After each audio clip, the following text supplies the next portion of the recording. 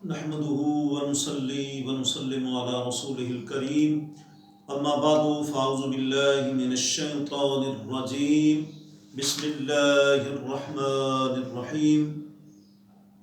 دنیا بھر میں ہمارے چینل کو دیکھنے والے حضرات اور سننے والے حضرات، آج کا ہمارا موضوع، آپ جانتے ہیں کہ ہمارا ہر موضوع ہی لوگوں کی ضرورت ہوتا ہے۔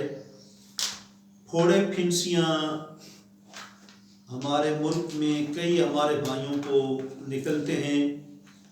کچھ کی طبیعت ایسی ہوتی ہے کہ گرمی میں ان کو نکلتے ہیں، موسم گرما میں، اور کچھ کو جو ہے سرد موسم میں، جو ہے موسم سرما میں نکلتے ہیں۔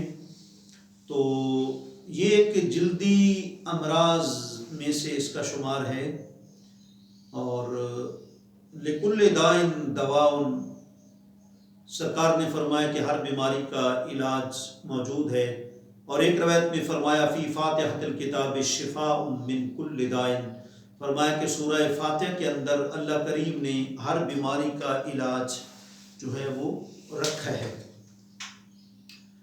تو آج ہم نے یہ دیکھنا ہے کہ پھوڑے پھنسی، اس کا ایک تو ڈاکٹروں کے پاس ایلوپیتھک کا علاج ہے، دوسرے کئی جو ہے وہ علاج معالجے ہیں، انگریزی میڈیسن ہیں وغیرہ، لیکن اس کا جو دور رسالت امام صلی اللہ علیہ وآلہ وسلم میں جو علاج سرکار کرتے تھے، سرکار روحانی طبیب بھی تھے، جسمانی طبیب اعظم بھی تھے۔ تو ام المومنین ایک کتاب ہے الفرج بعد الشدہ، ابن جوزی کی، اس میں بھی یہ روایت موجود ہے، اور یہ ذہن میں رکھیں کہ محدث ابن سنی کی ایک کتاب ہے۔ آج مجھے استاد محترم شیخ الحدیث علامہ شرف ملت مولانا محمد عبدالحکیم شرف قادری نور اللہ مرقدہ ورفع اللہ روحہ کی یاد آ رہی ہے۔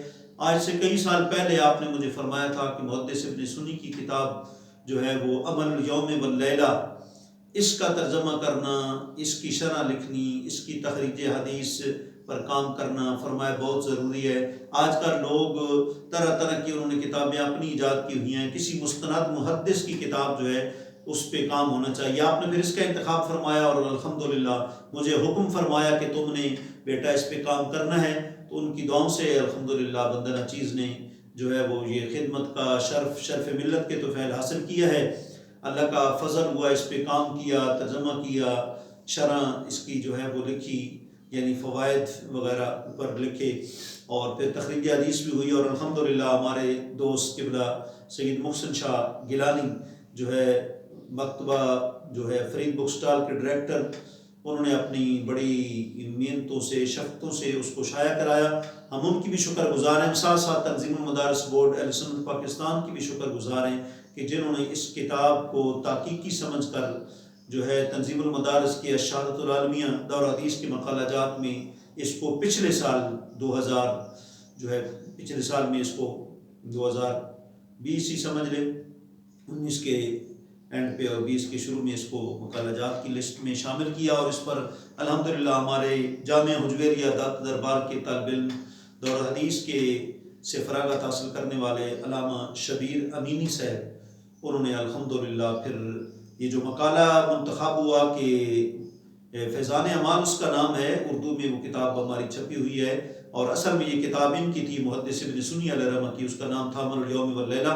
استاذوں نے اس پر حکم فرمایا تو کام ہوا، ان کی مہربانی اور فیضان سے یہ کام جو ہے ہوا، اور یہ کتاب بورڈ میں بھی الحمدللہ مقالہ جات میں گئی، اور اللہ کے فضل سے علامہ شبیر امینی صاحب نے کہ محدث ابن سنی اور محدث عبدالرحمن نسائی جو ہے ان کی کتاب کا تقابلی جائزہ ٹیریزن جو ہے وہ پیش کیا، بہت اچھا انہوں نے محنت کے ساتھ اس پہ کام کیا۔ تو اس کی یہ روایت ہے کہ آقا علیہ السلام ام المومنین کا ذکر کرتے ہیں، نام اس نہیں ہے، ممکن ہے ام المومنین حضرت عائشہ صدیقہ رضی اللہ تعالیٰ عنہا ہوں، ممکن ہے حضرت ام سلمہ رضی اللہ تعالیٰ عنہا ہوں، ممکن ہے حضرت میمونہ رضی اللہ تعالیٰ عنہا ہوں، یا سودا بنت زمع رضی اللہ تعالیٰ عنہا ہوں، کوئی بھی ان میں سے ازواج مطہرات کا ذکر ملتا ہے کہ ان کو جو ہے نا وہ پھوڑا نکل آیا، پھنسی، تو آقا علیہ السلام نے ان کو دیکھا، انہوں نے عرض کیا رسول اللہ یہ مجھے پھوڑا نکلا ہے.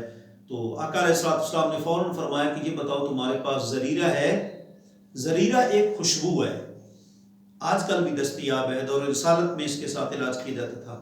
ام المومنین نے عرض کی یا رسول اللہ صلی اللہ علیہ وسلم میرے پاس موجود ہے. سرکار نے فرمایا وہ لاؤ، انہوں نے لائی. جی تو حضور نے اس پھنسی کے اوپر یا جو پھوڑا تھا اس کے اوپر آپ نے رکھی، اور ساتھ ہی آپ نے فرمایا کہ تم یہ دعا پڑھو. دیکھیں اس سے ایک مسئلہ ثابت ہوتا ہے. آج کل ہمارے زمانے میں، آج کل کے دور میں جس کو کہو کہ تم نے یہ وظیفہ کرنا ہے، یہ پڑھنا ہے اس عمل کے لیے، تو وہ آگے سے یہی کہتے ہیں جی کہ آپ خود ہی کر دیں یا آپ خود ہی مطلب اس کوئی تویز بنا دیں. دیکھیں خود بھی کرنا پڑتا ہے جس کو تکلیف ہوتی ہے. اب حضور نے اوپر زریرہ خوشبو رکھی ام المومنین کے پھنسی یا پھوڑے کے اوپر، اور ساتھ یہ دعا کی اللہم مصغر الکبیر و مکبر الصغیر صغر مالی. یہ دعا ہے. حضور نے اوپر مطلب ہے کہ زریرہ کو رکھ کے فرمایا تم یہ کہو. حضور نے یہ نہیں خود نہیں پڑھا رہا کہ کئی دفعہ خود بھی آپ پڑھتے تھے، اور لیکن تعلیم امت کے لیے آپ نے فرمایا ام المومنین کو تم خود یہ جملہ پڑھو اللہم مصغر الکبیر و مکبر الصغیر صغر مالی. یہ جملہ یاد کر لیں. تو جب ام المومنین فرماتی ہے کہ میں نے یہ جملہ پڑھا، اللہ کے فضل سے پھوڑا پھنسی مکمل ٹھیک ہو گیا، اور اس بیماری سے، پھوڑے پھنسی کی تکلیف سے اور دن رات کے درد سے اللہ نے مجھے جو ہے وہ نجات عطا فرما دی. تو یہ مسنون عمل ہے. اور بخاری کی ایک روایت ہے، ام المومنین حضرت عائشہ صدیقہ رضی اللہ تعالی عنہا اور سفیان بن عیینہ اس کے راوی ہیں. ام المومنین فرماتی ہیں کہ آقا علیہ السلام جب کبھی بھی پھوڑے پھنسی یا کسی زخم پر آپ نے دم کرنا ہوتا تو آپ کس طرح کرتے؟ سفیان بن عیینہ نے اپنا انگلی جو ہے وہ شہادت والی انگلی لے کر زمین کے اوپر رکھی اور پھر اوپر اٹھائی. یعنی طریقہ بتایا راوی نے کہ سرکار اس طریقے سے وہ درد والی جگہ کے اوپر یا پھوڑے پھنسی والی جگہ کے اوپر آپ یہ جو ہے وہ رکھتے اور پھر اوپر سے آپ اٹھا لیتے.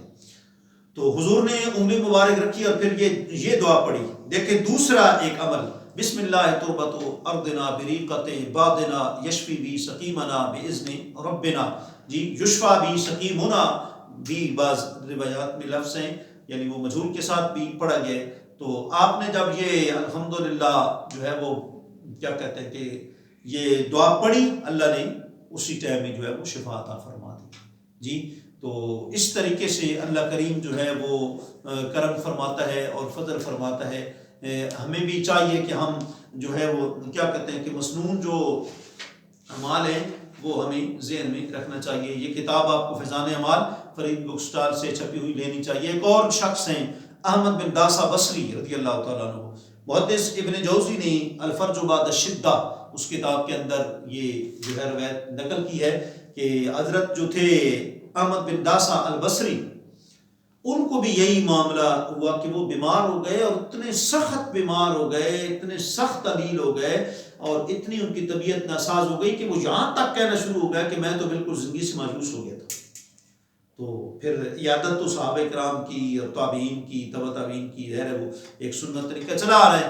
تو کہتے میرے پاس ایک شخص آیا تیمارداری کرنے کے لیے جس کا تعلق شیخ ابو محمد جو ہے وہ کیا کہتے ہیں سال التستری رحمۃ اللہ تعالی علیہ کے ساتھ تھا. یعنی ان کا صاحب تھا، مطلب ان کے مریدوں میں سے یا عقیدت مندوں میں سے یا تعلق داروں میں سے تھا.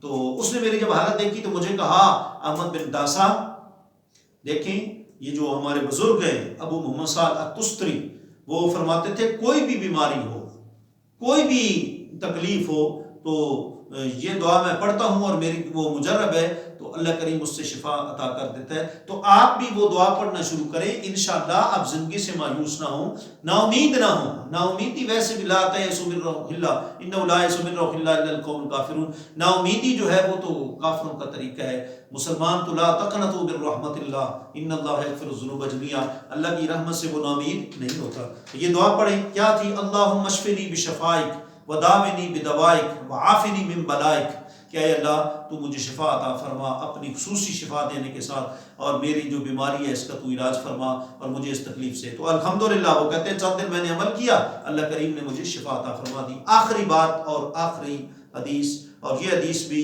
جو ہے وہ کیا کہتے ہیں کہ جامع ترمذی کی ہے، اور اس کے اوپر علامہ شرف الدین جخشنوی نے کتاب الاذکار میں تبصرہ کیا ہے۔ وہ دونوں چیزیں آپ کی خدمت میں ہم پیش کرتے ہیں۔ اس کے حضور نے فرمایا کہ جب کوئی بندہ تم تکلیف زدہ دیکھو، تکلیف میں مبتلا دیکھو، اس کے پاس تم جاؤ، اس کی عادت کرنے کے لیے یہ دعا پڑھا کرو: الحمدللہ الذی عافانی مما ابتلاک بہ وفضلنی علی کثیر ممن خلق تفضیلا۔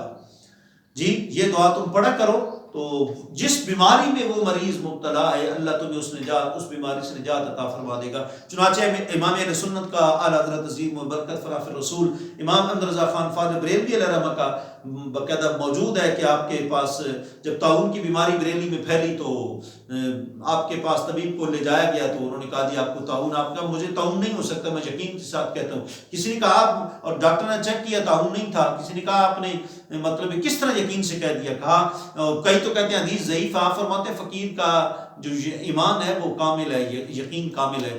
آپ نے فرمایا یہ حضور کا فرمان میں نے پڑھا ہے: الحمدللہ الذی عافانی مما ابتلاک بہ وفضلنی علی کثیر ممن خلق تفضیلا۔ تو بہرحال اس سے بندہ خود اس بیماری سے بچ کے رہتا ہے۔ کسی کو شوگر ہے، کسی کو جو ہے وہ بلڈ پریشر ہے، کسی کو کینسر ہے، کسی کو دمے کی تکلیف ہے، آپ جب بھی عادت کرنے کے لیے گھر میں جائیں یا اسپتال میں جائیں تو یہ دعا لازمی پڑھیں۔ علامہ نبوی فرماتے ہیں کہ یہ ذہن میں رکھیں، کتاب الاذکار میں فرماتے ہیں یہ ذہن میں رکھیں کہ دعا آہستہ پڑھیں تاکہ مریض کی دل آزاری نہ ہو۔ وہ کہ مما ابتلا کا مخاطب تو مریض ہے تو اس کی دل آزاری نہ ہو۔ البتہ اگر کوئی کسی مصیبت یا معصیت کی وجہ سے کوئی اس تکلیف مبتلا ہو تو پھر فرماتے ہیں اگر کیا کہتے ہیں کہ فتنہ فساد کا خطرہ نہ ہو، کیونکہ والفتنہ تو اشد من القتل ہے، اگر فتنہ فساد کا ڈر نہ ہو تو پھر بے شک اونچی بھی پڑھ لے، کوئی حرج نہیں۔ اللہ کریم ہمیں ہر بیماری کا علاج سنت کے مطابق کرنے کی توفیق عطا فرمائے۔ وآخر دعوانا الحمدللہ رب العالمین۔